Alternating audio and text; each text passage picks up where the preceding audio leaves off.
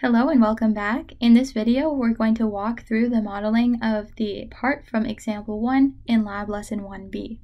So to start off, I've launched Inventor. I'm going to go to the File tab and select the New button. And that will pop up a window where I can select a new template file to model my part. So looking at this part, the dimensions are in millimeters, so I'm going to select standard millimeter IPT file. So I'll just double click on that. It will open up a new part file for me. And while we're waiting, just generally looking at this part, to me it looks like a box that has been hollowed out and we've added some cylindrical supports within that box. So my strategy for modeling this part will be to first model the overall box as a solid, then to hollow it out afterwards, and lastly to add the cylindrical supports. That's the strategy that I'm going to take. So remember, once we have our Inventor part file open, the very first thing that we want to do when we're making a part is we're going to start a 2D sketch to generate some closed profile that we can then sweep out or extrude out or revolve out into a 3D part. So I'm going to start a 2D sketch. I'm going to select the XY plane. Notice that this corresponds to like the front face of my view cube here. And I'm going to sketch out a rectangle corresponding to the dimensions of the rectangle in the drawing that we were given. So I'm going to select the rectangle tool. I'm going to start my rectangle at the origin. The reason that I want to do this is it's automatically going to define one corner of my rectangle, which will remove a couple degrees of freedom. So I'm just going to expand my rectangle out. I'm not going to dimension it yet. And there we go. We have a rectangle. I'm going to right click and select the OK option so that I'm no longer on the rectangle tool. That way I can move things around and I won't be drawing rectangles. And now I'm going to select the dimension tool to fully constrain this sketch. So if we look in the bottom right corner, we see we still need 2 dimensions. That's why these lines are purple in my part file. They can still move, but I'm going to apply 2 dimensions to fully constrain them. So if we look at our drawing, it looks like the width of our rectangle is 160 millimeters. So I'll just put that in there. I'm going to select the home button to rescale myself here.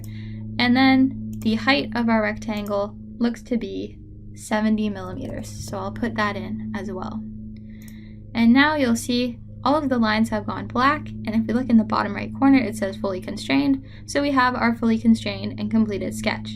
I can click Finish Sketch in the top right corner, or I can right click on my mouse again, and I can click Finish Sketch from here. So there we go.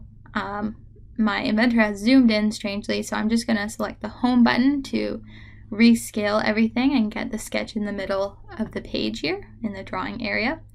And the next step is to extrude our rectangle. So I'm going to select the Extrude tool and select my profile. And then this little dialog box pops up. Here we can select the direction that we want the extrusion to go in. It doesn't really matter in this case, so I'll just leave it on the default. And we specify the distance of our extrusion. If we look at the drawing again, we see that the depth dimension of this box is 110 millimeters. So I'll type in 110 and press OK. And there we go. We have a solid box. This is our initial base part. And it shows up as Extrusion 1 in our model browser. If we click the little plus arrow beside it, we can see Sketch 1. That was our original sketch that we started with. If we want to go back and edit that, we can right click here and click on Edit Sketch. But we're good for now. So our next step is to go ahead and hollow out this box.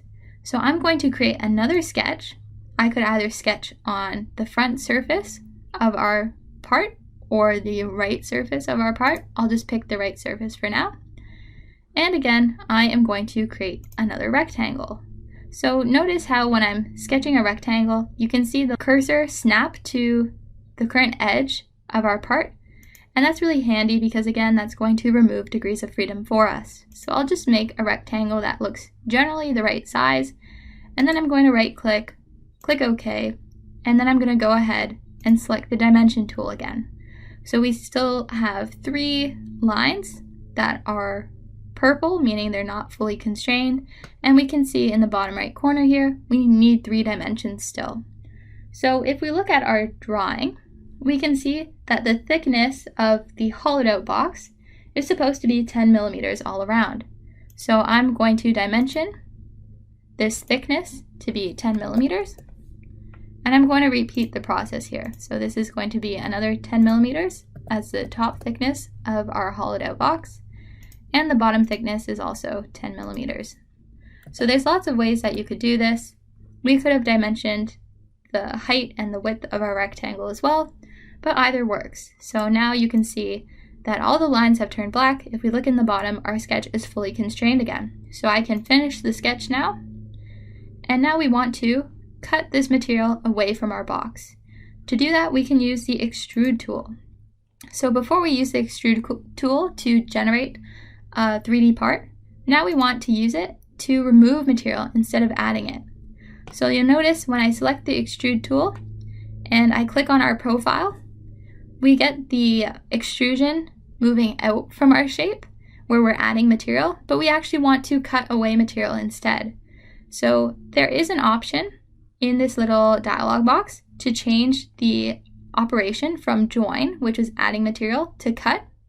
And when I do that, Inventor will automatically figure out that I want to cut away material in the opposite direction. Now I just have to specify how far I want to go. And if we look, the full width of our part is 160 millimeters, and we want the final thickness to be 10 millimeters. So if we can do some simple math, we need to cut away 150 millimeters.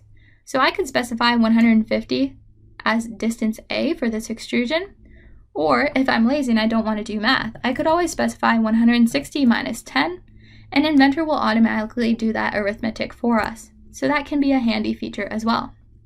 So now we have our hollowed out box. If I want to reposition it on the screen, I can again zoom in or out using the scroll wheel. I can hold down the scroll wheel to pan. So that's just holding down the scroll wheel and moving the mouse around. Or I could alternatively select the pan option in the navigation bar over here. And if I want to resize it so that it fits the screen well, I can always select the home button over by the view cube. Okay, so our last step is simply to add in those cylindrical support features for our box. So I'm going to start a 2D sketch. I am going to make a sketch on the top surface. And what I'm going to do is I'm just going to draw out the circles and have those circles extend downwards into our box. So I'm simply going to select the circle tool and draw myself 3 circles. You'll notice that Inventor automatically aligns them horizontally, which is helpful. That again reduces the number of dimensions that we have to add. And now we can just go ahead and dimension the distance of all of our circles from one edge of the part. So we have the first circle being 30 millimeters away, the middle one being 80 millimeters away from the edge, and the final one being 130 millimeters away. And of course, we also have to dimension the diameters of our circles. So the 2 outer ones have diameters of 15. So I'll just put that in as 15. And the middle one has a diameter of 50. So if we look, we still have 3 dimensions needed. Which ones are those? Well, we have to dimension the vertical distance of our circles from the edge of the part. And if we look at our drawing, we can see that that is dimensioned to be 55 millimeters. So now this middle circle is fully constrained. I could do the same thing and dimension the height from the top edge of our part for these outer circles, or I could use one of my geometric constraints. Particularly, I could use this horizontal constraint. So notice when I hover over this tool, some information on what the tool does pops up, and that's with any tool in Inventor. If I hover over the circle tool, the same thing happens. Some more information pops up. So I really encourage you to do that if you forget what a tool does. But for now, I'm going to use the horizontal tool, and I'm going to set these outer circles to be aligned horizontally with the large middle circle. So you'll notice now they've both aligned, they've both turned black, and in the bottom right, we can see that our sketch is fully constrained. So I'll finish that sketch. I'll select these 3 profiles. There we go. And right now they're going off in the wrong direction, so I'm going to flip the direction, and I don't want it to cut, I actually want to join. And I'm going to select through all so that my part goes through the whole existing part to the bottom. And then I select OK, and there we have it. We have our final part. We can adjust it around, see what it looks like. So we have the 3 cylindrical supports on the interior of our hollowed out box.